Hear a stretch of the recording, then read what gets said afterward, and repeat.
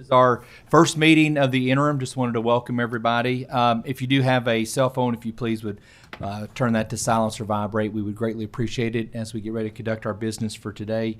I also wanted to make a couple of introductions before we get started. The Economic Development Workforce Committee has two new analysts. This is their first interim joint committee meeting. They're both grad fellows with LRC, that being Helen MacArthur and Eric Rodenberg. And we'd just like to welcome both of them. They're to my left and on the front. So thank you all for your work. Look forward to having you this interim. Let's give them a round of applause for the work they're going to be doing.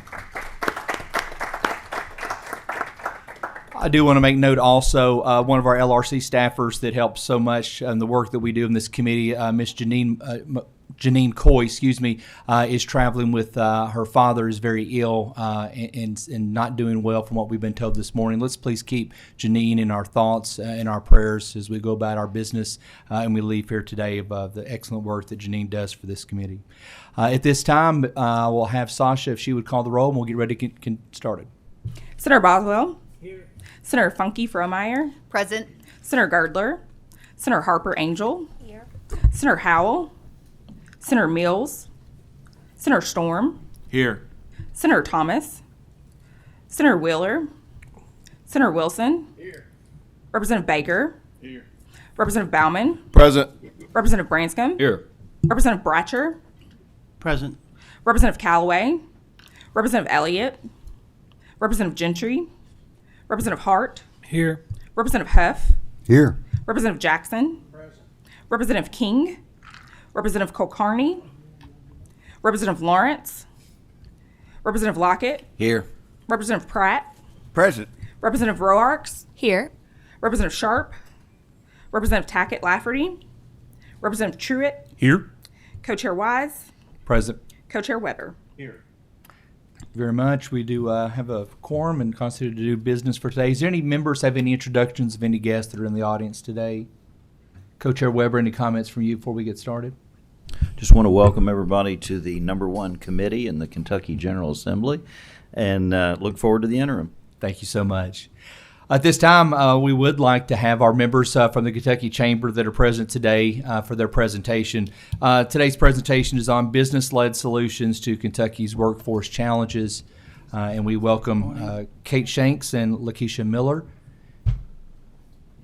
Kate, you know the routine. If you would just please identify yourselves for the record, please, and you're ready to go. Thank you. Chairman Kate Shanks, Senior Vice President of Public Affairs for the Kentucky Chamber. Lakeisha Miller, Executive Director of the Kentucky Chamber Foundation's Workforce Center. Thank you all so much for having us today. We always appreciate the opportunity to come over during the interim and talk to you about some of the issues that we're tackling and the challenges that we have. And, you know, this is a presentation that I think is so important to give because you hear from us constantly on policy, as you should. That's what we're here to do. But there is a whole other side of the Kentucky Chamber that is focused on programs through our foundation. And Lakeisha is here today, and she's going to talk about what the Kentucky Chamber Workforce Center is doing, the programs that we have that we are operating. You may have heard about some of these before. We have some new things that we're working on that I want to make sure that you know about. And what's really neat about the Kentucky Chamber is that we can bring together a policy approach to solving Kentucky's problems and a programmatic approach. So there are times when you pass a piece of legislation, I've worked with you all on certain pieces of legislation where I can then come back to Lakeisha and say, okay, this is a new opportunity the General Assembly has created. Let's run with this. And she can then work through our programming at the center and in our foundation to make sure businesses know about new opportunities, new approaches to problems that we work with you all to solve. And so it's a really neat, I think, marriage that we have at the Chamber, and we always look for opportunities to share that with you all. So two things today. We want to make sure you know about them, that you know how much we're focusing on our workforce challenges because they are significant when it comes to the overall picture of our economy. And we also want you to know about them because as you interact with your constituents back home and you're hearing from business leaders and they're saying, I need help with this, or I'm working on this, what do you know about it? You can say, let me connect you with the Kentucky Chamber because they have a program that's really in line with what you're trying to accomplish at your business. And we want to connect with your constituents on these things. So if you hear something and you think, oh, that reminds me of a conversation I had with so-and-so, reach out to me and I can connect you with the right people at the chamber to help you with those programs. So a little bit on that. A couple of slides before I turn it over to Lakeisha. You've seen this one. This is the we got a problem slide with our workforce challenges in Kentucky. And a couple points about the economy, because we get asked from time to time, how's Kentucky's economy doing and where are we? We're seeing incredible job growth in Kentucky, and we have a record number of jobs in Kentucky as of this past May. That is good news. We are happy about this. We celebrate new job announcements in Kentucky, but we are still among the bottom states when it comes to workforce participation. This is the percentage of people, of adults 16 and over, who are working or are looking for work. So they're active in the workforce. We are still struggling with this quite a bit. And then the other picture is not unlike any other state. We're dealing with inflation. And you're following this, I'm sure. You're seeing, the new reports coming out. What is the Fed doing? We're seeing some improvements in the inflation problem in the United States, but it's still stubbornly high. So we're still struggling with some of that. So that's sort of the picture that we're looking at when it comes to the economy. What we're going to focus on today is workforce, the challenge with workforce and the programs that we're using to address it. So a couple of stats that I'll throw out.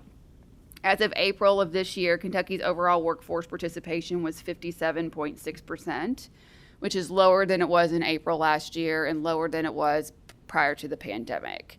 In the bottom 10 of states, we're still stuck down there.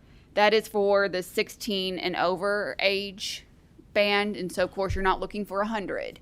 You're going to have people who retire. You're going to have people who choose not to work because they're taking care of children or a family member. We're not against that. You should be able to retire at some point. Not everybody is going to participate in the workforce, but it's low relative to the national average, which is in the low 60s, and relative to some of the top states that hit as high as 70%. Now, it's an average for the state. Your region of the state might be doing better. We do see in some counties, Boone County, it's much higher, and then we see in other counties that the workforce participation rate can be much lower. So that is an average. And then if you look at the main working age population, which is 25 to 54, it's higher at 78.9%. Because that reflects the fact that you don't have as many people who have retired, but that it still tracks below the national average. And it still tracks below where we've been in the past. So it's a better number. It makes us feel a little better about the situation, but that one needs to come up as well. So just a quick reminder on where we are on workforce participation. This particular slide, it's a great graphic, but this is something I promise you can feel if you're a business owner or just as a consumer, out shopping, in your community.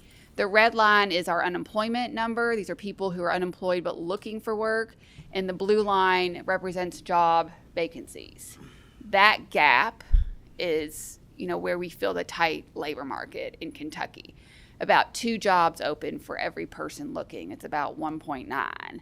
That's higher than the national average of 1.6. You feel this when you're out and about. If you're somewhere and now you use a new piece of equipment to get service you need. I go to the grocery store. I'm checking out my groceries more. There are more lanes to do that. I don't mind. I like to check out my own groceries. I'm fine with it. Maybe you go to the fast casual dining restaurant and you're ordering at a kiosk. Maybe it's harder for you to get somebody to come to your house to work on some new system in your house that needs repairs, or you need to get in for an appointment and it takes longer for you to get into an appointment. We're feeling this in Kentucky, and you're feeling it in other parts, but it's particularly strong here. So this is a challenge that we want to point out to you. We're still stuck in there. It is driving wage inflation, and that is driving inflation. It's a driver of inflation overall. Everything we talk about, we publish in our report, so you can go back and look at our reports. We did one in 2021 that looked at our workforce challenges over a 20-year period, because it was important for us to convey that it wasn't just the pandemic that caused our workforce challenges. These are 20 years in the making. That first report lays out all of the reasons for our workforce challenges. It is a multifaceted problem that needs a multifaceted approach. And I shared that because the chamber works on so many different issues. And if you ever think to yourself, why is the chamber working on that? That's not taxes, it's not infrastructure. More than likely, it's because it's a driver of our workforce challenges, because there are so many and it's such a significant problem that we face. The second report we published last year, because we thought, okay, well, we have this problem. What's it going to take to no longer have this problem? How many people do we need to get into the workforce to meet our needs? And we looked at a number of around 130,000, which is substantial over a 4-year period. And that math comes from looking at openings now, more openings than we have now for people looking, as well as all the job announcements. So it's a pretty significant number. And then the third report on there, Working Towards Recovery, you just got this one. It should be in your inbox. Charles All in my office sent it out, I believe, so you can check for that, but I can resend all of these if you'd like them. We really dive into substance use disorder in this report. We spent last summer doing a listening tour around the state, meeting with business leaders, meeting with recovery professionals, meeting with people who are in recovery to really understand the way substance use disorder impacts our workforce numbers. And the Chamber cares about this, not just because we care about our workforce numbers. We want Kentuckians who are struggling with substance use disorder to get into recovery and to stay in recovery. And we want to have a role, whatever role we can play in helping with that. And having a job is an important part of that. So we had some really good discussions. We lay out our findings in this report and kind of double down on some of our recommendations here. And it's a really good explanation and understanding to give to you all of why we work on substance use disorder issues so much at the Chamber. And Lakeisha's going to talk about those particular programs. So just to give you that background before she gets to it. And then lastly, and I'll turn it over to Lakeisha, this is that 130,000 jobs spread out over a few years. So that's substantial growth. And we look at this in two ways. One, attracting more people to the state. So you've heard me talk about tax reform. And this is why we talk about those types of issues, as well as removing barriers to people who want to work now, that are in Kentucky now and are having challenges with finding work or the right match between their skill set and the work that is available. So we look at it both ways. The work we do is not solely dependent on policy. So we come to you with a policy approach to the challenges that we have, but sometimes it's programmatic, and that's where the foundation steps in, and that's where Lakeisha and her team can really run with those things, and we can bring them together to solve some of these problems. So she's going to walk us through some of the programs that address these issues, and then we'll take whatever questions that you have.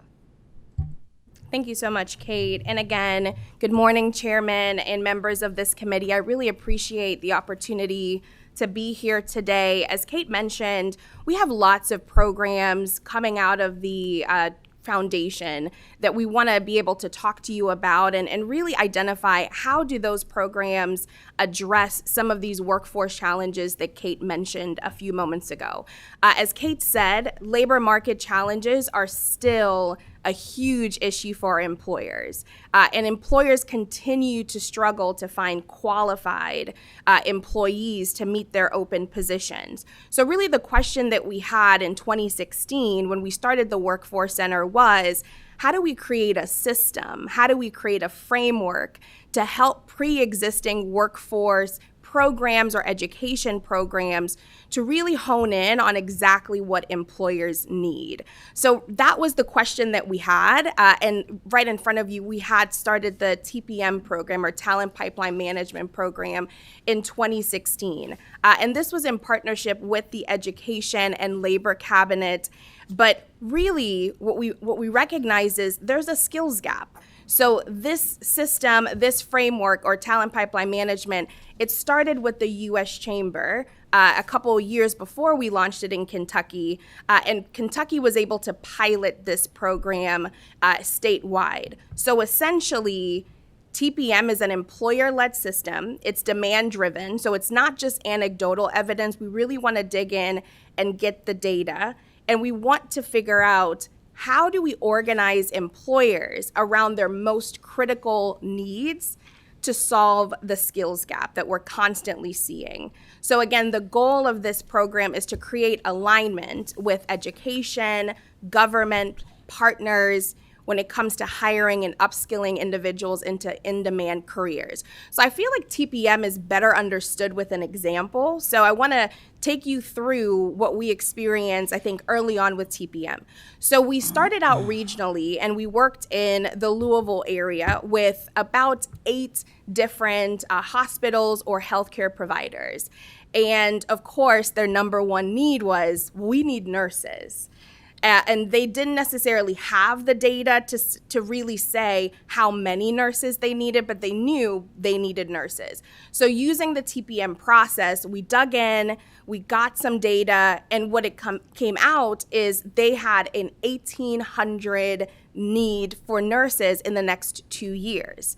So of course, from their perspective, they felt, well, simply, we just need to produce more nurses.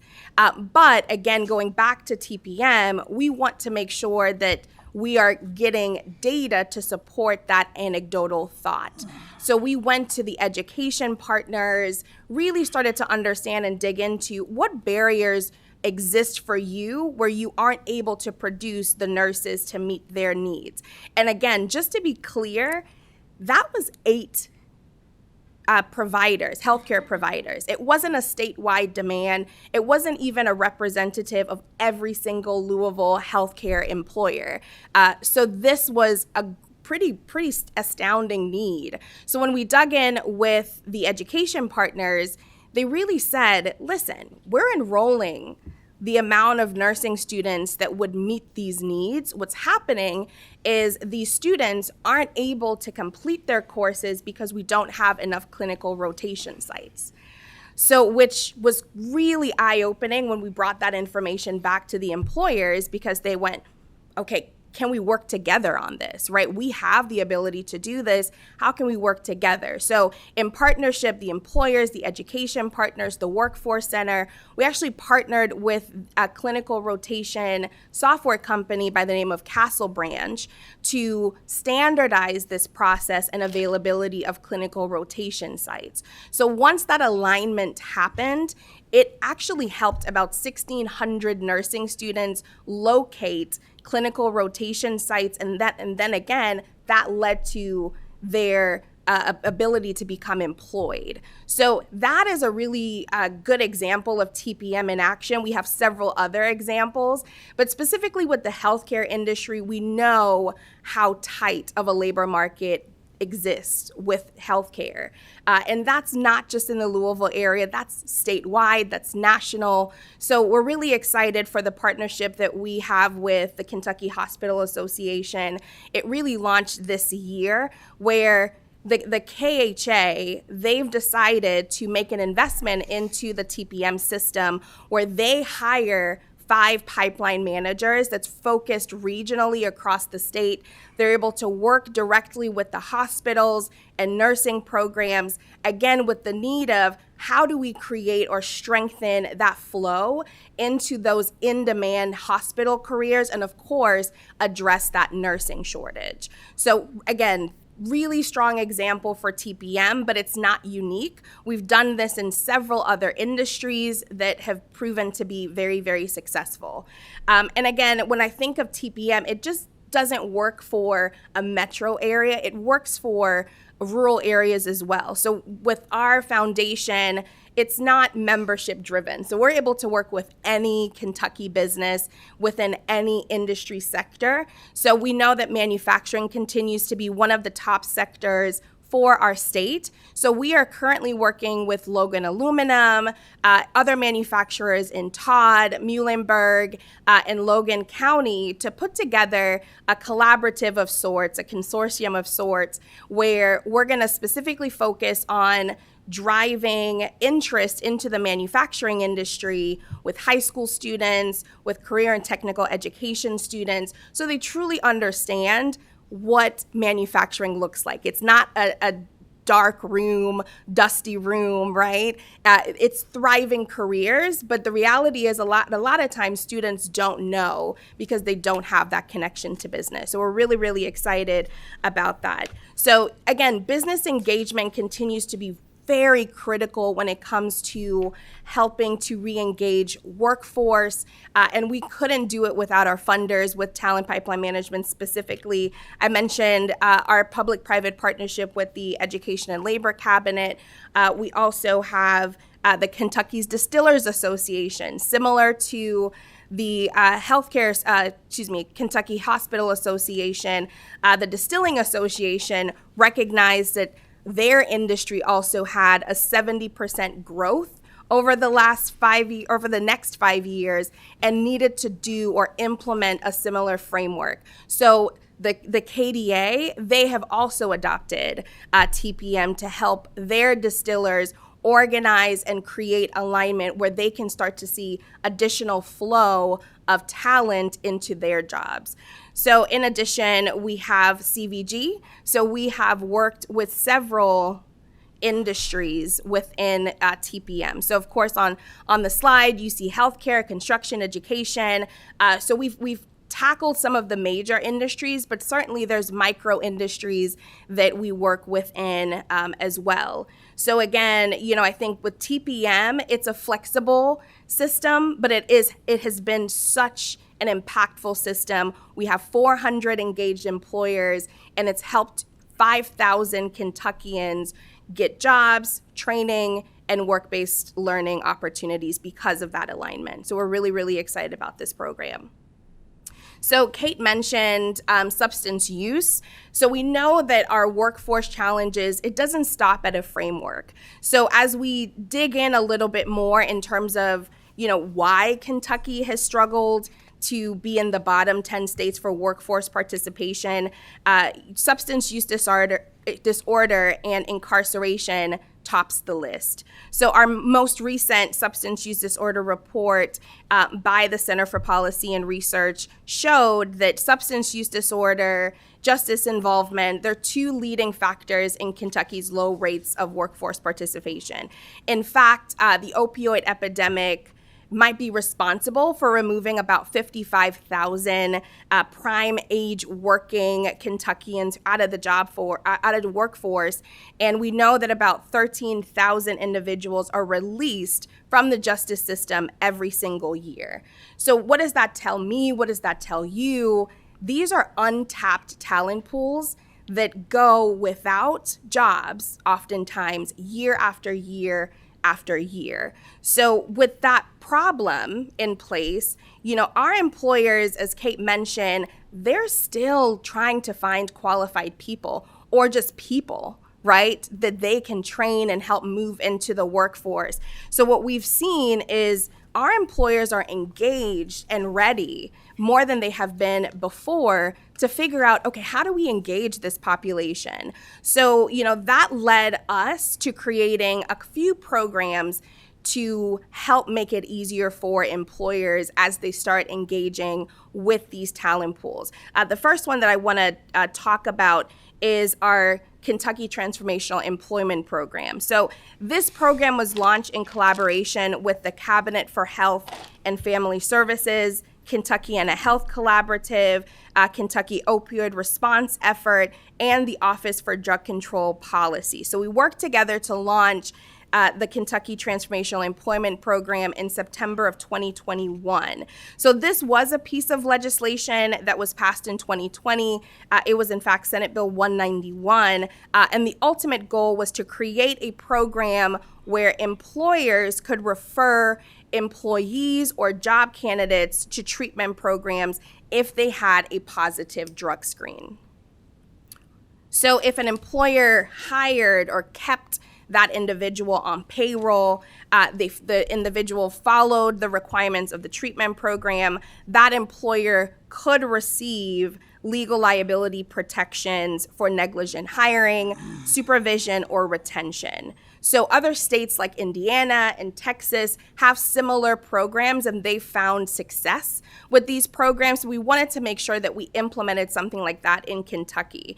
And the great thing is, we know that the employers have interest in how to hire from this population, but the reality is there are employers that were hesitant, right, to do so because they don't know the risks. So by signing up for KTEP, at least that alleviates the responsibility to some degree, or the thought process that this could result in some type of negligent hiring or lawsuit. So by signing up for KTEP, that really provides that protection for the employer if they need it. So our job, or our responsibility in that partnership with all of the partners, was how do we promote and engage employers around signing up for KTEP. So we've been able to recruit about 145 businesses to participate in this program, and that really comes out to about 50,000 employees that's been impacted by KTEP, which is very, very good. So we continue to promote, we continue to market this program, and it's been very, very successful thus far. But we can't stop there, right? So we really understood that employers, they not only have eagerness to hire, but there's a reality that they don't necessarily know the resources and the training, the support that's in place when hiring from recovery populations or formerly incarcerated populations. So we started the Fair Chance Academy. So again, with our funders, the Office of Drug Control Policy and the Just Trust, we developed the Fair Chance Academy in 2022 with the sole goal of making it easier for employers to access resources and trainings needed to hire, train, and retain people in recovery and the formerly incarcerated. So I want to give you an idea of what that academy looks like. So employers go through an immersive 3-day workshop where they experience, on the first day, a re-entry simulation conducted by the Department of Corrections. So this is an opportunity for employers. It's really a 2-hour simulation. I don't know if anybody has gone through that, but it's a 2-hour simulation of what the first 2 or 3 weeks are like when somebody's trying to re-enter the workforce. It is amazing. Employers come out of that simulation with sometimes a newfound respect for how hard it is to simply get to the job, which is fantastic. And it sets the foundation for the academy because now there's a level of empathy, but knowledge. And another part of this simulation is the individuals working the booths are incarcerated individuals. So now the employers have an opportunity after the simulation to ask questions. What would it take for you to successfully re-enter into my business? What skills do you have that you think are transferable to be able to work? And what we saw in our last cohort is 96% of businesses, once they went through that simulation and had those interactions with that population, they wanted to hire them on the spot. They were like, when do you get out? And when do you get out? Because I want you to work for my business. So, and that's just on day 1. So sessions 2 and 3 is really focused on support systems, incentives, tax incentives, resources, partners, government partners, education partners that can come in and help employers as, again, they start to revise their business practices to be welcoming of that population. So it's pretty much an immersive experience for employers, and we've, based on employer demand, we've done 3 cohorts at this point. So I wanted to share with you this testimonial from one of the employers that went through the Fair Chance Academy. And this was actually our second cohort. But as you can see, based on David's comments, and David works in the healthcare industry. So I know the first time we did the Fair Chance Academy. It was predominantly construction and manufacturing. Based on the success of the academy, we've seen pretty much an even split across a variety of industries. So as you can see, resources, feeling like I had to do this alone, and now coming out of the academy feeling a sense of community and the fact that, hey, I can do this was really impactful for David McKenzie. But it doesn't stop there. So this is just some of the logos of the companies that went through and have graduated the first cohort of Fair Chance Academy, the second cohort, and then today is actually graduation day for the third cohort. So again, these companies have found the Fair Chance Academy to be impactful, but not just impactful, but actionable for their businesses.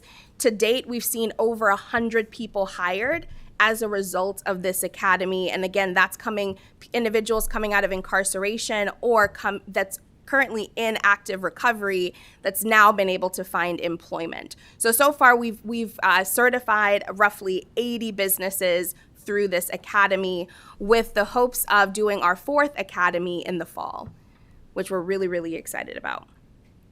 So again, these are just 2 examples of the efforts that we've done to help address the substance use disorder epidemic that we have, and of course helping formerly incarcerated individuals re-enter the workforce. We have done other efforts in the past, so a Who's Hiring campaign that's focused on, if employers aren't going through the Fair Chance Academy, there are other employers that are welcoming to these populations. We want to make sure that those job opportunities are easily accessible for Kentuckians. So we have a Talent Hub website, so to speak, and you can find that at talenthubky.com. And that's a really easy place for employers to be able to post those fair chance job opportunities, and that's easily accessible for anyone, as well as employers that, again, you're not going through the academy, but you still need the resources and the training and the education around what it takes to transform your workplace. We have the Kentucky Comeback website, where there's an employer resource guide that's filled with additional information, policy and procedure documents that employers can easily utilize. So again, we're really committed to helping employers. And again, as you can see, it's not us asking the employers are coming to us saying, hey, this is something that we want, and we're simply putting an academy together to make it easier for employers. So last but certainly not least, I usually call this our cutest program because it involves our kids, but it's the Bus to Business program. So when we think about workforce, it's really hard not to think about the young workforce, right? We think about, as Kate mentioned, the prime working age adults, but we know that the earlier kids are exposed to careers, it makes it easier for them to make better career choices. So this program is really focused on bridging that gap between the classroom and careers, with, again, the end goal that students are better equipped to make career choices.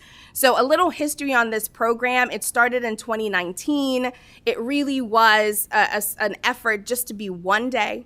It was actually focused around like manufacturing day. And we wanted to do exactly what the name says, bus kids to businesses, which we did. And we got about 1,600 kids that participated statewide. They loved it. They got lunch. They got on the bus. It was fantastic. But we quickly realized it can't just be one day. So, of course, the pandemic hit in 2020, so we couldn't do it exactly the way we did it the first year, but we executed it virtually. So what we did is we held Workforce Wednesday sessions. We were able to beam into classrooms across the state. And over the span of 2 years, we were able to engage roughly 90,000 students. So they heard from a variety of businesses. They were able to do virtual tours. One memorable tour was when students were able to go on a farm and tour the horses. They were also able to talk to, deckhands and various industries that they had probably never even heard of, and careers that they had never heard of. So it was really great for those 2 years, but we quickly realized that students were ready to get out from behind the Zoom camera and get back into real life. So this year we've seen a lot of success with this program where we've been able to engage roughly around 2,500 students across 53 different events. So again, those students are engaging with businesses. We're starting to have a focus on if a particular high school has a career pathway, we want to be able to connect them with employers within that industry. Again, making it very, very real for them. But we've been able to engage around 40 unique employers just this year, which resulted in 145 work-based learning placements. So that's anywhere from just youth employment to an internship, which is really fantastic for these students. So this is a program that started in 2019, picked up a lot of steam with our partnership with KY Sherm, the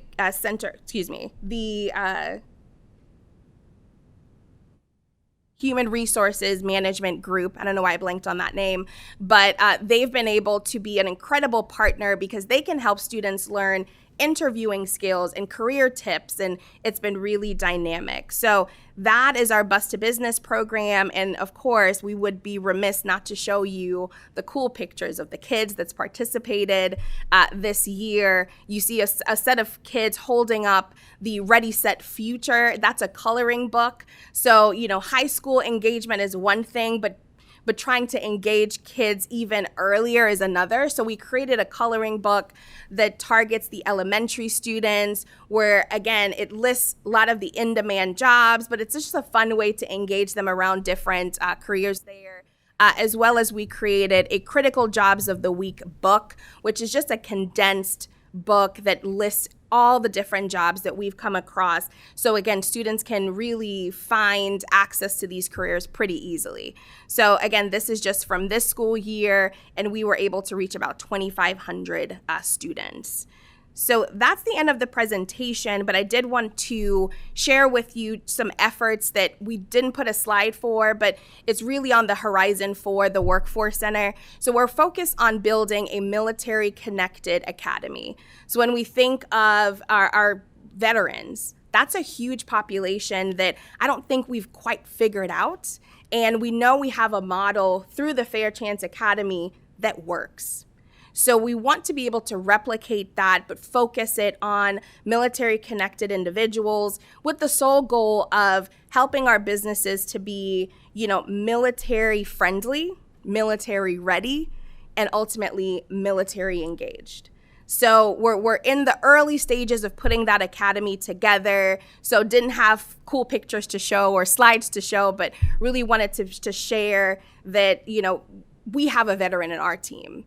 Zach Morgan, and he's leading that effort, and he's 100% in his wheelhouse. This is what he wants to do, and I think I don't think it would be right if a non-veteran put this together, and he's really going to be pivotal in helping us to form an incredible academy. So once we go a little further with that academy, we'd be more than happy to come back and share those results. But happy to answer any questions. Thank you both for the presentation.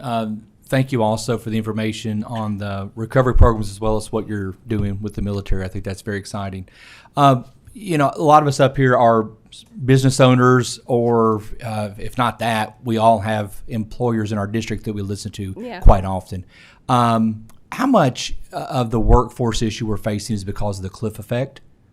That in terms of when we get to somebody losing their public benefits because of wage increases or the work that they're,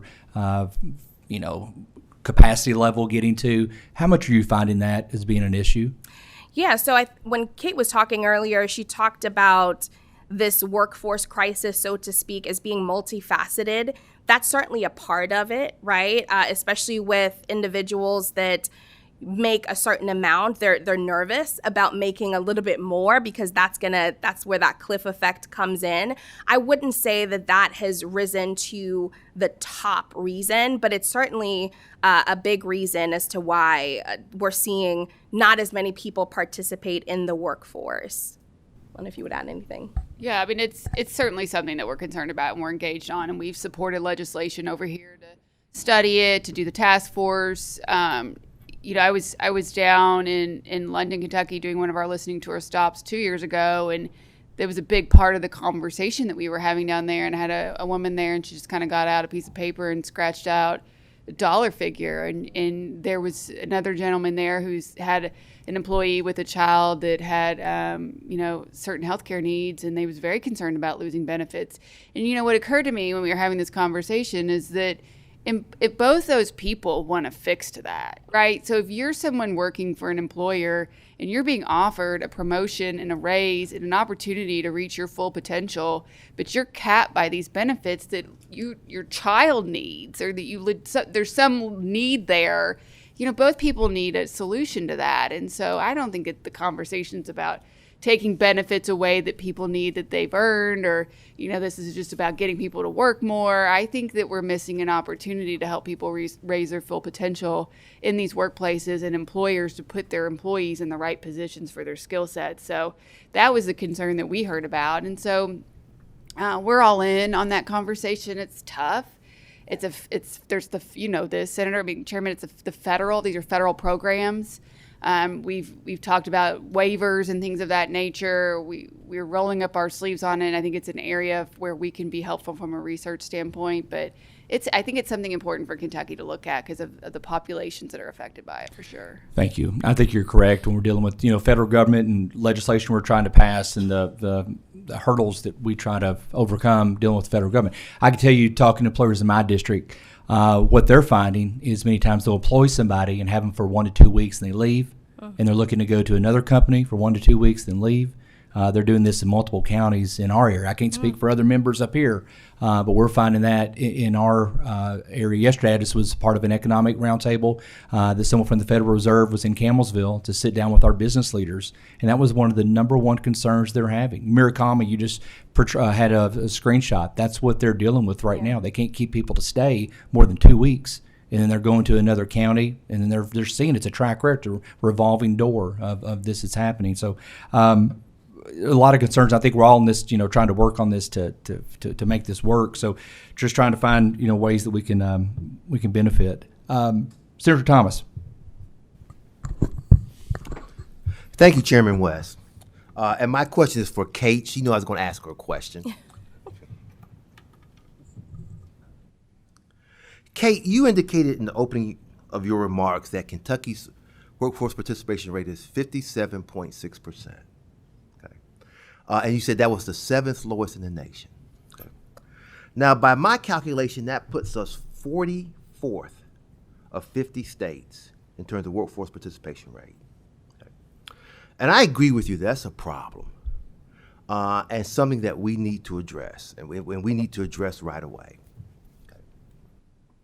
Now, as I've been here now 10 years, and I've looked over this legislature, I'm very much aware that the governors and this legislature have been very, very active in trying to deal with substance use disorders and trying to really get a handle on that problem, because that's a major problem in Kentucky. But we've been trying to work on that. Okay. And certainly in the last 4 years, Governor Beshear and this legislature have taken efforts to try to really reduce the incarceration rate, expungements, looking at ways in which we can lower penalties, keep people out of prison. While that's been a big problem in the past, we're really trying to do something about that. So we're addressing those two factors. What this legislature, in my opinion, has not addressed, and you know where I'm going here, Kate, is the issue of minimum wage. And Kate, whenever I analyze a problem, I really try to be fair. So what I do, Kate, in this instance is I look at those states whose attitudes and cultures most resemble Kentucky that are around us. And let's see what they're doing in the issue of wages. Because, to be honest, the most important questions people are going to ask whenever they think about hiring a job, and when they get to the nuts and bolts of it, is how much you gonna pay me? What are you going to pay me if I come work for you? Okay, that's the most important question on people's mind. There may be other important questions, but the most important question: what you gonna pay me? Okay? Well, when I look at West Virginia, state like Kentucky, their minimum wage rate is $10, and Kate, it's going to $11 next year. Okay. I look at Virginia that borders Kentucky. Their minimum wage rate is $9.50. Okay. I look at Missouri, Kate, and their minimum wage rate is $10 as well. Of all the southern or semi-southern states that border Kentucky, only Tennessee has a minimum wage rate of $7.25 an hour, like Kentucky. But at least Tennessee will say, well, if you come and live in Tennessee, at least we don't take any taxes out of that, for whatever that's worth. Okay. Now, I know the Chamber's not been an advocate of minimum wage like I've been. I've been a staunch advocate and will remain a staunch advocate of minimum wage. And this time next year, I'm going to file the bill again to say it's past time that we pay workers more than $7.25 an hour. So, since what people get paid is a key driver as to whether they come work, I want your response, Kate, to the opinion that don't you think it's time we really look at minimum wage, since we're not competitive with those semi-southern states or southern states around us, and increase minimum wage here in Kentucky?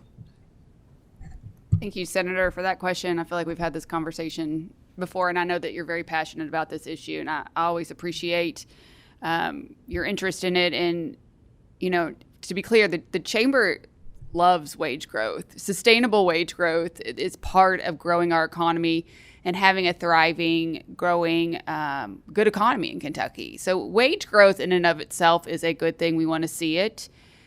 It's the part where we are mandating specific dollar amounts on all businesses across all of our sectors. You're going to see the Chamber continue to engage with concern about business mandates. That's the kicker. And I actually heard from a member of ours, one of our new members, small business, and they do a lot of federal contracting, and they've upped the minimum wage for federal contractors recently, and he called about it and said, well, you know, that's going to cause every other layer of employees' wage to hike up. If these base wages are going up by however much it was, I think it was $2 an hour, I'm raising everybody up. And so that's going to increase our costs. So that continues to be a concern. And when you look at it as a mandate, we want to see it through economic growth. We are seeing wage growth. We are seeing wage growth in Kentucky. And we know this. You're out and about and you see now hiring signs, and they're putting in there the dollar amount that they're hiring. My son joined the workforce this summer, though he's not 16, so he's not in our workforce participation numbers. But he joined the workforce, and when he works on the weekends, he makes $10 an hour. It's in a recreation type job, and so they're very busy on the weekends.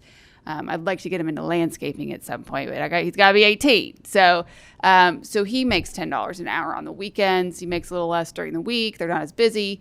So we are seeing wage growth in Kentucky. So the Chamber is going to continue to advocate for policies that grow our economy, because that's how we can get those effects. And I think that's what's really important.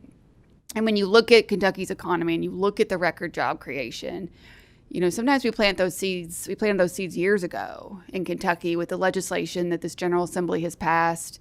And we're going to continue to do that. And I think we're going to get the effect that you want, Senator, through those policies and through economic growth.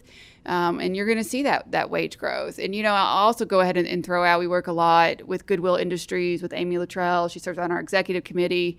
And she talks about how, you know, when you get people into the stores, and usually that's their first job, when we're recovering from a setback in their life, their goal is that you move up in the organization or you move out into something more in a different organization. And I think, you know, creating those opportunities for everyone, for people who need those that she serves, but also for everyone, so that they can continue to climb financially, I think is going to be what's important. So, you know, I would just say stick with us on our positions on economic growth policy, because you will find you're going to get the benefits for your constituents that you want if we're growing our economy.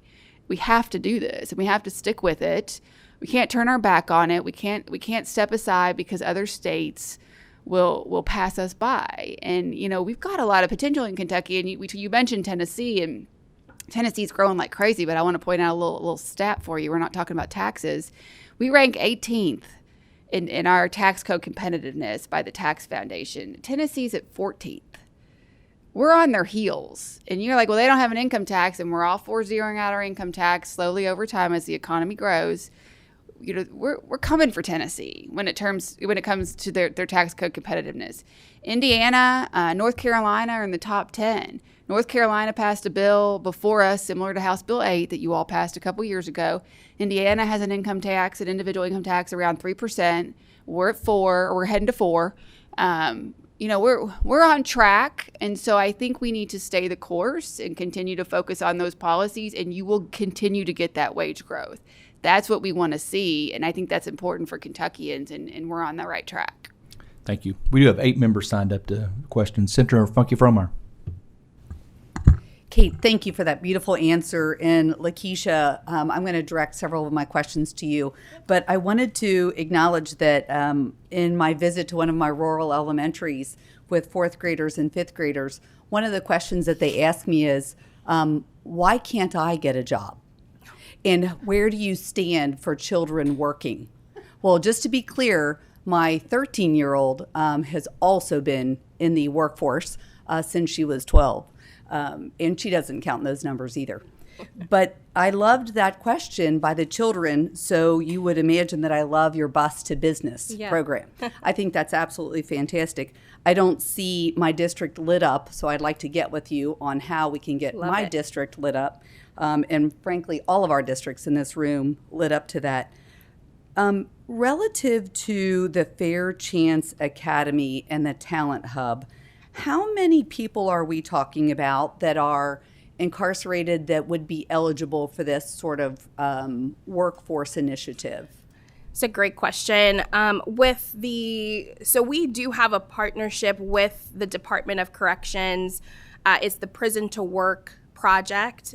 So essentially, inmates that are 3 months to release, we connect them with employers. So again, the amount of individuals that would qualify, that varies from month to month. But the idea is how do we reduce that gap and get these individuals a job on day one?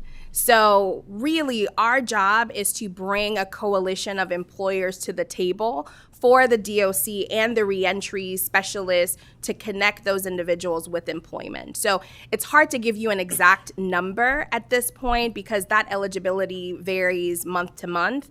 But I know we have quite a few employers, especially from this last Fair Chance Academy, that, like I said, the hands were raised, they were ready. A few of those individuals, they were getting out in just a couple months. And I know one person said, well, I'm going to go to Tennessee. And the employer said, no, you're not. So they were ready to hire them instantly. But yeah, I can look into the numbers for you and give that information to Kate so she can share. And I have seen it happening in Bracken County, and I'm seeing this happening, and I think it's wonderful. Perfect. In the Germantown area. But then just that follow-up question then, is there particular industry classifications that maybe we could be more encouraging of within our districts to consider this program as well? So we try to be industry agnostic because I think we're of the mindset that every industry to some degree can incorporate some form of fair chance hiring. So even when you think healthcare, they have traditionally said like, no, we can't do this, but we've seen more healthcare providers come to the table and say, well, I think we can, look at the types of jobs that we have and there is a path. So I would say if I were to pick a few industries where we've seen manufacturing, construction, we've actually seen those industries be more prevalent with our Fair Chance Academy in terms of an industry segment, but healthcare has risen. We still haven't tapped into the financial industry yet for obvious reasons, I think, but we have some interest. So yeah, I'll be able to share a little bit more statistics, but I would say manufacturers, construction industry, that's been our bread and butter for a lot of the academies. Thank you. Keep up the great work. Oh, thank you. Representative Pratt. Thank you. You knew I was going to comment, Kate. I can't go by without. Question. we look at again, you touched on inflation. I don't care what they say. At least in my company, the lowest amount of inflation we've had on any chemical or product we use is 38%, as high as 250%. That's affecting the market too. And I hear this every day. I don't care if you're Toyota, who's in my backyard, who has over 10,000 employees, or I just heard from a young man who just opened up a coffee shop. He needs himself and 2 other employees. He can't find a 3rd employee. And because of that, he's shutting his coffee shop down early because he can't stay open, which is affecting him. He doesn't think he's going to make it. But I actually have 2 questions I can, Mr. Chairman. You touched on the fact that our workforce participation is 44th, I think, in the nation. But UI, they keep telling us, is record low in Kentucky. Those 2 numbers don't add up. How can those numbers be correct then? So it's because unemployment numbers are people who are looking for work. So what the low workforce participation number is telling us is that there are a lot of people that aren't even looking for work and that aren't trying to participate in the workforce. So in theory, you could see an uptick in unemployment, and if that's not because of loss of employment, that might be more people trying to join the work. That could be a good thing in some ways. And I track the numbers on women in the workforce, and we've recovered a lot of the loss from COVID, but their unemployment rate is higher than men right now. Women is higher than men. And so I was like, well, maybe we're getting more women to come back into the workforce. So they're 2 completely different numbers for sure. And it has been a record low unemployment. I think if you had like some big awful recession hit and people started losing their jobs and that number swelled, it'd be because people who want to work can't find jobs. Whereas it's the opposite right now. People who want to work can find these jobs. There's 2 jobs for every person looking. They might not be exactly where you are, but there's jobs open. And so that number is really low now. So the workforce participation number is a much broader picture of what our workforce situation is. Whereas I feel like UI is often, it fluctuates. You tend to hear a lot more about it when there's a recession or when the pandemic hit and people are flat out losing jobs and struggling to find one. You just have people sitting out for a lot of the reasons that we discussed. But another reason we haven't mentioned is retirements and the baby boom generation and the fact that the pandemic sped up some of those retirements. So that might have been seen more smoothly over time, and maybe there still were people working, but you had this health crisis, and maybe people were like, I'm done, I'm out of here. So that's impacting it as well. And so if you look at regions of the state that maybe have an older population, maybe they have even lower workforce participation numbers, and then you've got regions that have more in the prime working age that might have better. So there's some of that too. But yeah, the numbers are very different.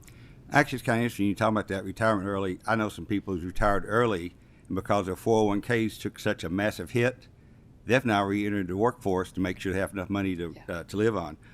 You did touch on something else on the employment, basically the Fair Chance Academy. You said you give protection to the employer if they do that.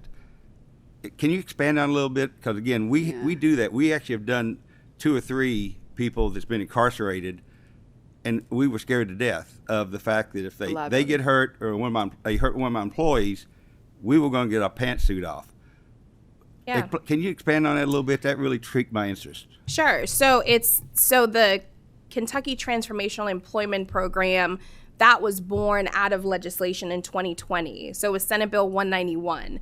So it was legislation, it's passed for the exact reason that you were talking about. We wanted to be able to provide that legal liability protection for employers if they were to hire somebody from, a fair chance population, formerly incarcerated or in recovery.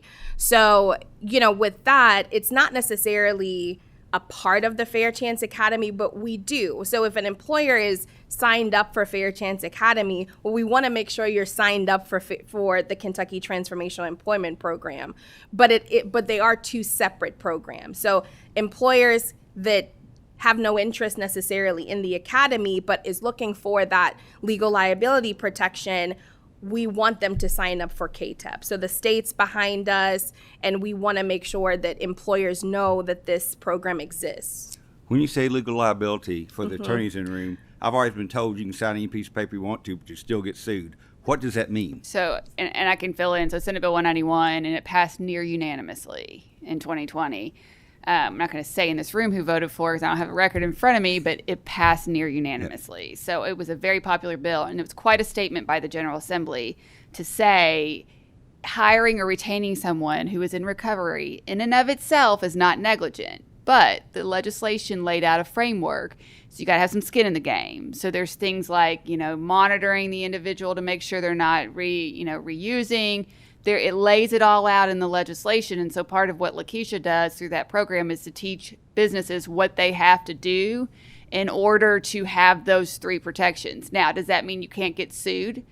No, you can always get sued in Kentucky, and access to the courts is a thing. I'm looking at the lawyers, so there still could be general negligence claims, but those three, negligent hiring, supervision, and retention, are specifically spelled out in the bill.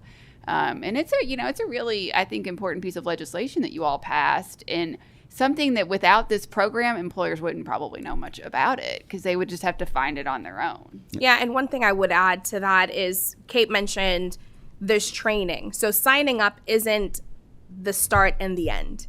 So we do take employers through education and, what types of policies should you have in place, et cetera, et cetera. So it is a quite extensive program, but signing up is the first step in the process. And those policies and things are required in the legislation. Required, yeah. Thank you for your answer, and thank you for indulging, Chairman. Thank you. Next on the list, Representative Kulkarni. Thank you, Chairman. Thank you, Kate. Thank you, Lakeisha, for this great presentation. I have a couple of questions regarding the Fair Chance Academy and KTEP. One of the questions that I had was when you say you've certified 80 Kentucky businesses in the Fair Chance business practices, what size business are you talking about? Is it small? Are you working with micro businesses, small, startups, that kind of thing? Honestly, all sizes. So we market pretty broadly. So it's really on the employer to sign up. And they just tell us how many employees they have. So yeah, we've worked with companies with as little as like 20 employees and huge companies with 300, 500 plus employees. So really it doesn't matter. What matters to us is that the employer is ready to make that step, and then we're there to support them. And then what do you mean by Fair Chance business practices? And specifically, I'm wondering, do you all partner, or does some of this involve community-based recovery and reentry programs or organizations? Because this is something that will need to be ongoing. So once you've connected somebody to a job, you can't just let it go at that. What is the ongoing what are the steps that are being taken within this certification program for that business to continue that? So to answer the first question, like what do we mean about like fair chance business practices? So that can mean a variety of things depending on the business. So for instance, there's some policies around attendance that can be a hindrance to the recovery process for an individual or someone that's coming out of incarceration and needs to check in with their parole officer. So if you have an attendance policy that, if you're 30 minutes late, you're tardy, or you have to miss this amount of days, that can result in termination for a really good employee that just has to do certain things to stay on track. So a lot of companies make revisions to their attendance policy. We do have some companies that even make revisions to check-in. So what does that process look like? How do I know that my employees are doing okay? Because what we do know is just based on national statistics, there's 23 or 24 million people that would say they are in either active addiction or using of some sort, and 70% of those individuals are in the workforce.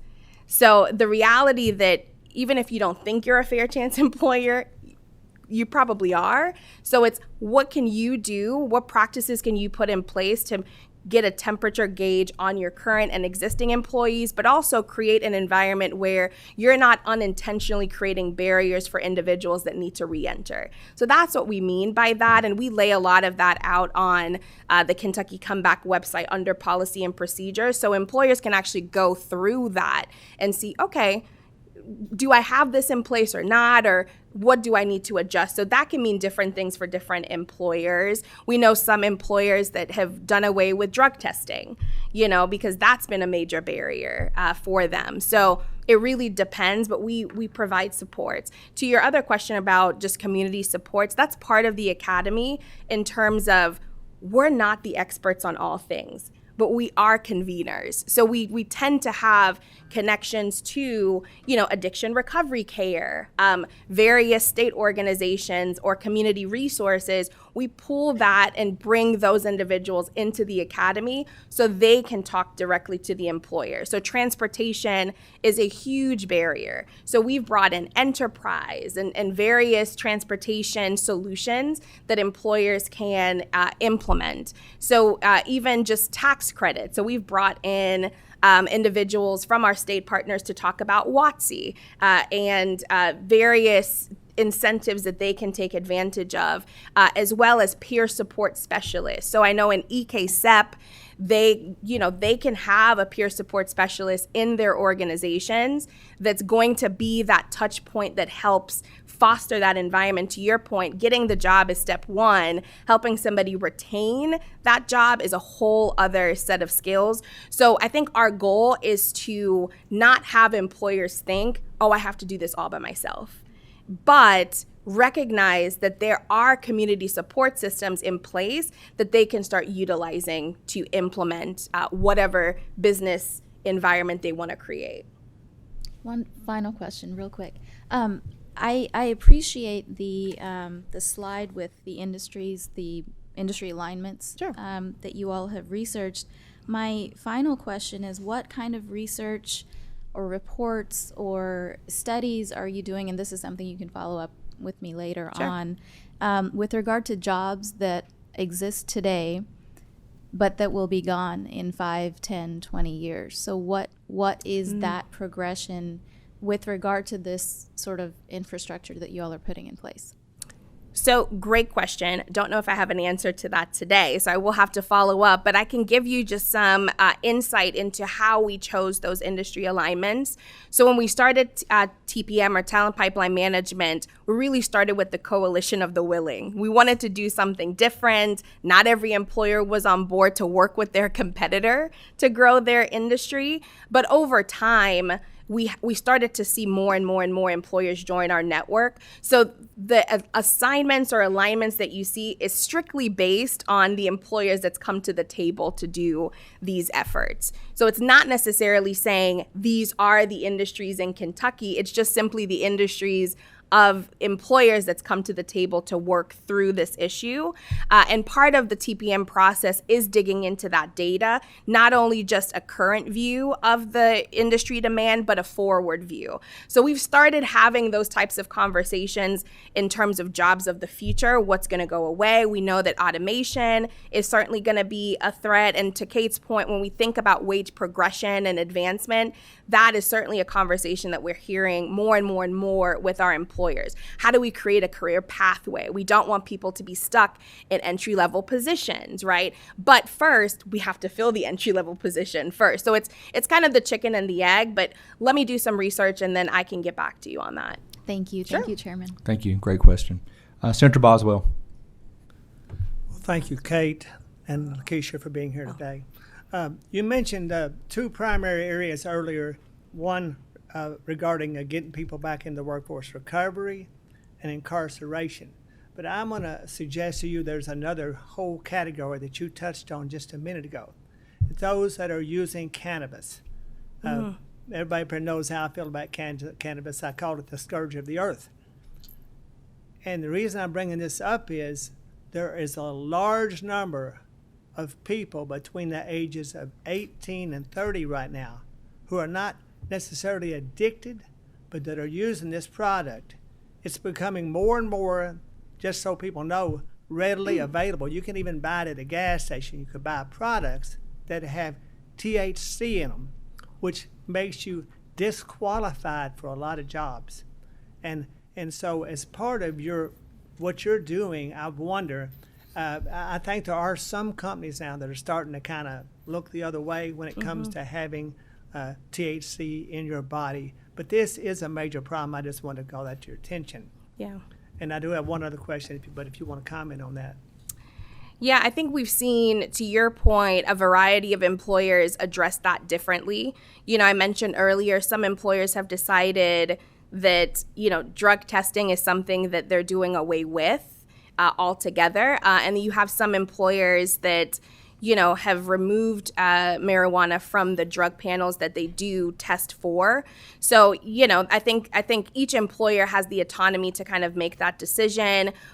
During the academy, we address substance use, and that's of all forms. How do you create an environment where you can support that? But typically, for a lot of the individuals that are reentering the workforce, they are in recovery, and that's recovery from all substances. So, but again, how employers are choosing to handle that, it really is depending on the employer.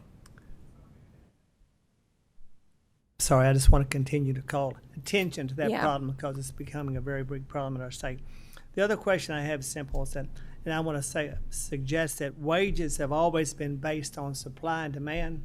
I sold my business, I have some experience in this area, so I sold my business 12 years ago. I had 500 full-time equivalent employees.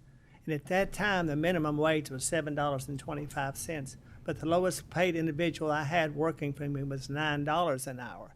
Now I would suggest that you can hire, really, as a practical matter, if you look at all jobs that are available in this state right now, the very lowest wage that you can hire an individual for now is somewhere in the $13 to $14 a range per hour. So effectively, I don't know of anyone, and that's my question to you. Do you know of any employers that only paying the federal state minimum wage of $7.25? Because I don't know anybody that can hire anyone for that. Yeah, most of the employers that we work with, their wages aren't starting that low. Kate mentioned Goodwill. We're actually working with them on a Goodwill ramp project, and really the minimum wage requirement for Goodwill to even want their employees to ramp up into is like $15 an hour. So, a lot of the employers, and again, it really is job dependent, but a lot of the employers that we see come to the table that's engaged around creating a pathway, we really are seeing higher wages as a result. To Kate's point, it really is that natural wage progression that's happening. Representative Bratcher. Thank you both for being here today. Some excellent information. I'm excited to hear about your military veterans and the employment opportunities there for them. Just National Guard members alone, we have 8,000 National Guard members in Kentucky. Everything from CNAs to pilots to legal assistants to X-ray techs to mechanics. So I think that's a good opportunity. One of the challenges I see with that is that some employers don't want to hire National Guard members or other members of the military because they're deployed a lot. If you look just in the past 2 years, just the state of Kentucky alone has called out the National Guard for pandemics, setting up makeshift hospitals, all of our medical people, doing rescue operations down in Hazard, doing tornado relief efforts in Bowling Green area, doing riots down in Louisville. So they've been deployed or called out numerous times. That's just for the state. And then you've got federal missions that you're required to do too. So some of the employers, I don't think that they still realize, or they think that National Guard members are 1 week in a month, 2 weeks out of the year, and that's just not the case now in this environment, and hasn't been for several years now. They're definitely and that's why I think the suicide rate is so high with the National Guard members, because of that operations tempo. But I think I'm excited to hear about that, so I'd like to hear more about that. And then one of the other things I recognize is that veterans are leaving the state and going and living in Tennessee and some of these other states that don't have to pay tax on their retirement. So they know people retiring from Fort Campbell or Fort Knox, they can go to Tennessee and not get their retirement taxed. And so I'm excited to see about that tax that we just passed, lower the tax rate from 4.5% to 4%. And I was kind of perplexed to understand why 100% of the legislature didn't vote for that. And so it was interesting to see that. Also, I was looking at the minimum wage in Kentucky right now is $25 an hour. Or not minimum wage, I'm sorry. The average wage in Kentucky is $25 an hour. That's about $52,000 a year. And even though we still don't have a minimum wage law, despite that, Kentucky ranks 25th in the nation in salaries. So we're about mid-range. So I would still think that companies and organizations, like one of the other senators alluded to, is that some individuals don't even know what minimum wage is right now, because I don't know any organization in Kentucky that's paying just minimum wage. I mean, McDonald's and some of these others are paying $14, $15 an hour. So I think it comes down to that supply and demand. If you want top talent, and as an organization, you're going to pay for top talent. So I appreciate you all being here. Thank you. Thank you. And Representative, if you want to sit down maybe with Zach Morgan at some point and talk through some of this program, as we're at the very beginning stages of it, let me know and we can set that up. As a National Guard member myself, I'd be happy to support that. Thank you. Thank you. Senator Wilson. Thank you, Mr. Chairman. And thank you, Kate and Lakeisha, for your presentation today and the efforts that you guys are doing. Very commendable. I know that, but yet we're still just scratching the surface on our people that we need for jobs. Yeah. In my area alone, 10-county region, we have 8,000 open positions that we don't have the people that have the skills to fill those spots. And, of course, we've been number one in economic development before. We have the Trans Park. We just got the battery plant there for 2,000 jobs. And, of course, in Glendale, just up the road from us, they have the Ford battery plant. That's 5,000 open jobs. You know, this whole thing about, you mentioned nationwide, like nurses, but it's nationwide on all kinds of different jobs for everyone. We're seeing that. I mean, CDL drivers. I mean, there's a huge demand for those. Welders, plumbers, HVAC. I had to call a friend of mine who has an HVAC company, and he came out because my upstairs air conditioning was out. He spent 15 minutes there outside, never had to come in, and sent me a bill for $175. So, and even if you can get them to come, it just, takes forever for them to get there. And of course, it's very expensive. They make over $100,000 a year just as a technician. Those are valuable jobs that are needed in all areas, not just manufacturing. And so we're seeing that in our area.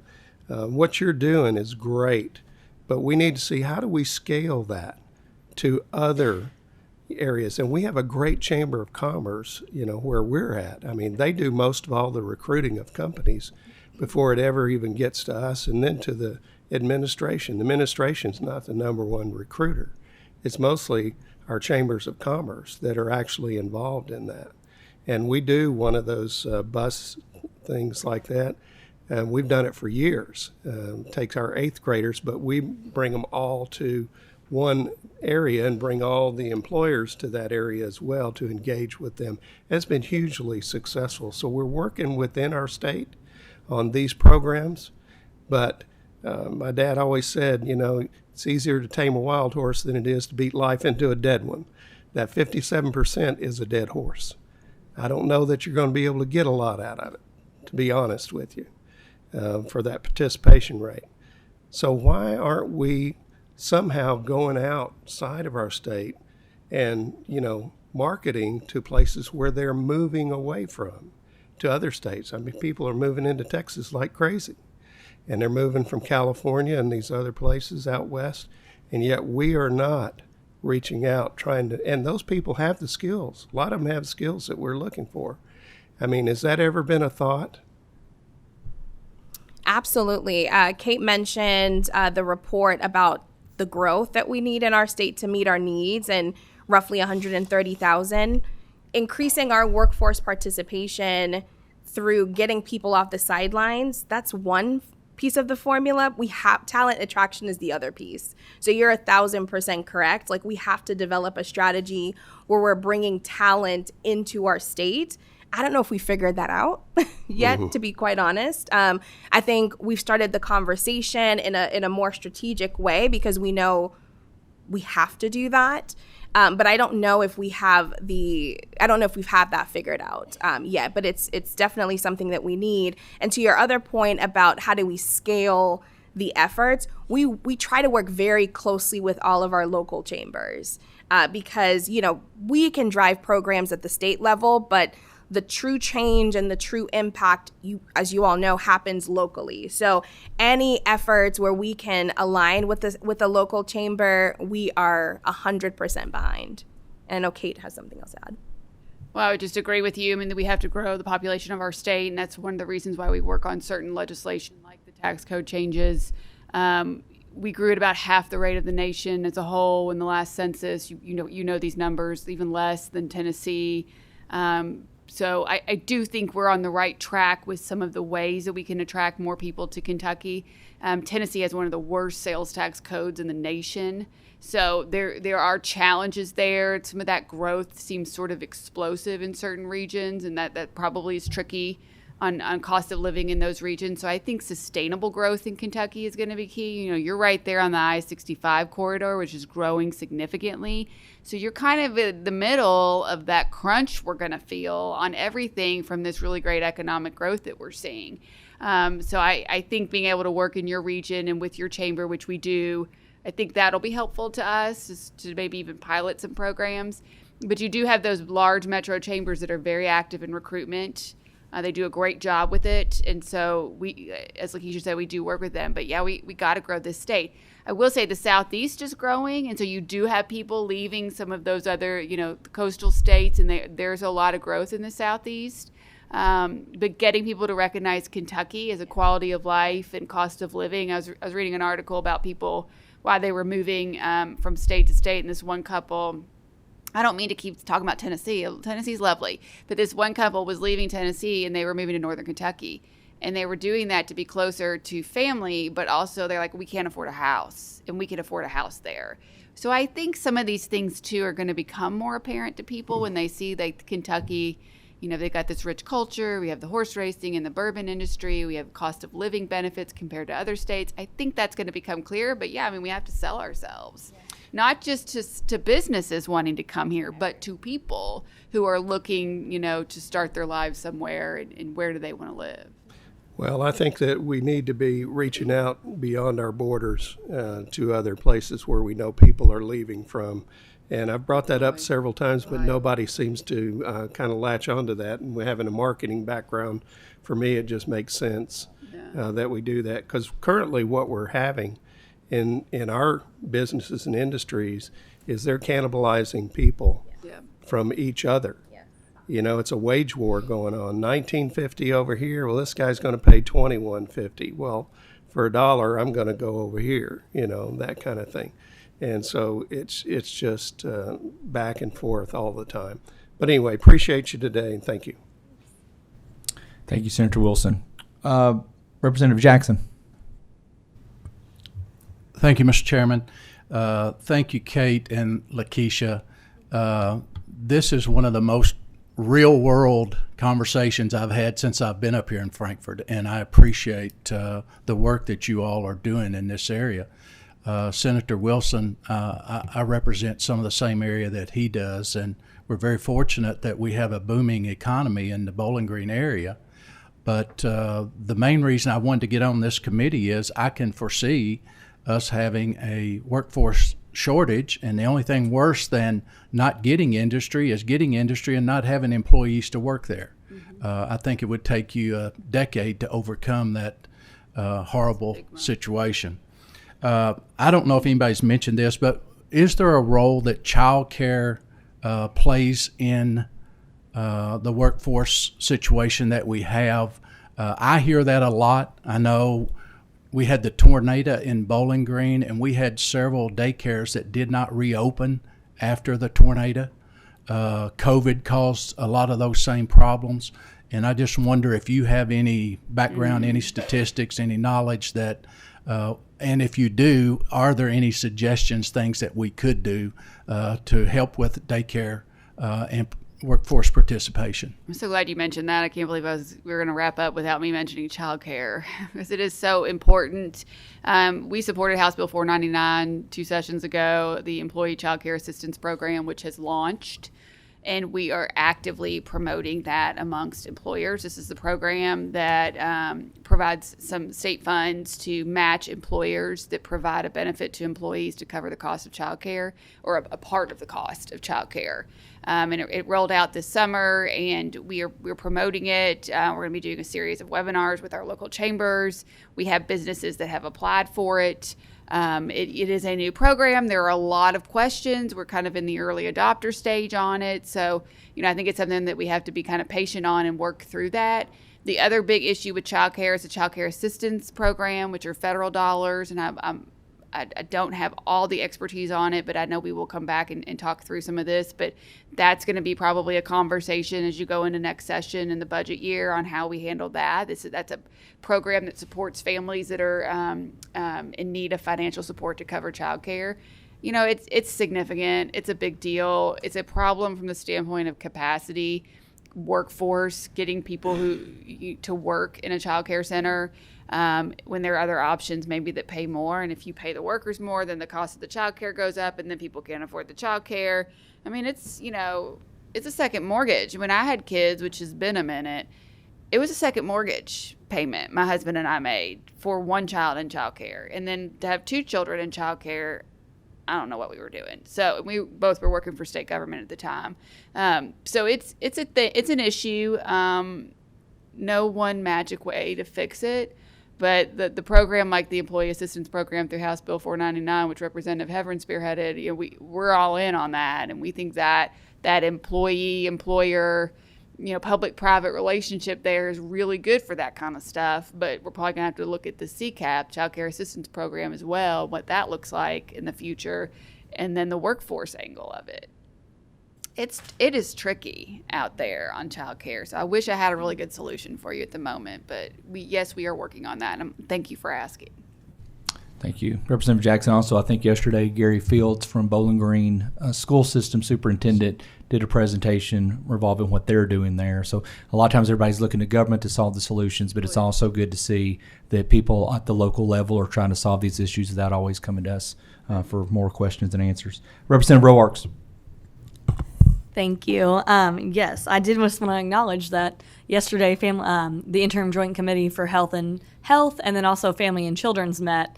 And during health services, it was brought up that I think about 450 physicians have left the state and gone elsewhere.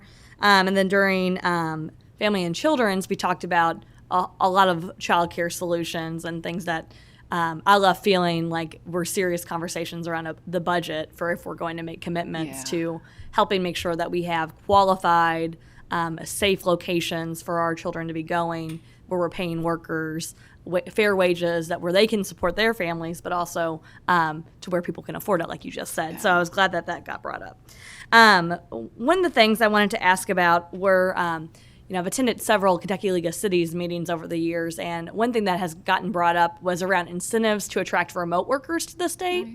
And I think we all can acknowledge that it's not just taxes that attract folks to one particular state. It's, welcoming communities, it's amenities like our park systems and nature and beauty, and the quality of life aspects, especially around healthcare. So I think it's always interesting now that I'm serving on this committee to see how during health committee we talk about economic development, and during economic development we talk a lot about health and childcare and things. So it's all intermingled, and I think we can acknowledge that. So my question is, I have 2. So first of all, have we considered incentives to attract younger, sometimes it may be remote workers that maybe also have a family member that would be interested in looking for a job here, because our state is so lovely and beautiful that there's so many great opportunities out in the state, but also in our cities. And then my second question is in terms of the bus to business programs. Certain industries, of course, still lack representation in terms of female employment and people of color. So in terms of that program, are we doing anything, or maybe even within the Fair Chance, to promote industries making accommodations or efforts into recruiting more of those populations for the business sectors that still lack that more integration in throughout the industry? You want to go? Go ahead.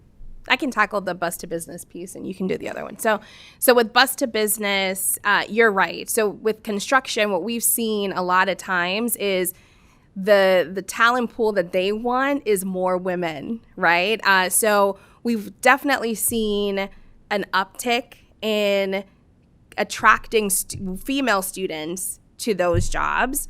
Now, how successful has it been?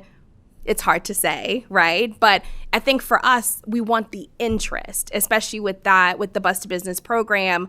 You know, how do we expose you to some of those other industries? So I think of, you know, the deckhand positions, or, you know, traditionally male positions, we're starting to see more females or more female students just become more interested in that. So we have definitely seen construction, manufacturing, even finance to some degree, that's really male dominated. We've seen them have an interest in recruiting more female or diverse candidates. In terms of just diversity, equity, and inclusion, we do have that as part of the Fair Chance Academy. So it's probably about an hour and a half where we have a DE&I center, a diversity, equity, and inclusion center as part of the foundation. We have that executive director come in, and they do a presentation on what does it take to increase a diverse pipeline into your business. So not just squarely focused on, you know, individuals in recovery or formerly incarcerated, but just how do we expand that diverse pipeline. So we do touch on that in the Fair Chance Academy. Sure. Yeah, as far as the remote worker incentives go, we've looked into this and have worked on some legislation in the past. There was something I think that a couple years ago on incentives, more traditional incentives that you would think about it. I think Kentucky is getting some of that interest from remote workers. I think the remote worker world is kind of in flux too.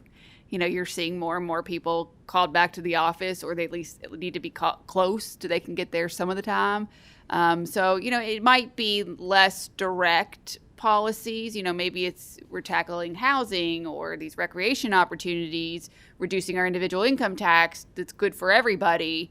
That might be what the draw is versus something that is just targeted towards the remote worker. But, you know, I think we're open to having those conversations as well, because those are individuals that, you know, would be in our communities and spending in our communities, which creates that economic churn that we want. And while they might be a remote worker at a business somewhere else, that could change. So that could be, I think, part of the conversation around attracting more people to our state. So we do hear about that, and I think there is some of that, you know, recreational draw that might bring people. And people just want to get out of the bigger cities, you know, and come here and live and work remotely. The other piece of that, and I know some of you on small biz will probably talk about the broadband discussion today, but you know, making sure we have those connections so that people have the resources to connect if they are going to work remotely. So like that could be another part of the equation that's not specific to remote workers, but is beneficial. Thank you so much. I don't see any further questions. First, I want to thank both of you all for the presentation today. Thank you for the dialogue. It was fantastic. I want to thank all the committee members for the questions, the discussion. For this first meeting of our interim, I think we started off with an excellent topic and excellent discussion. So thank you all so much. If I see no further questions, a motion for adjournment. So moved. Thank you all.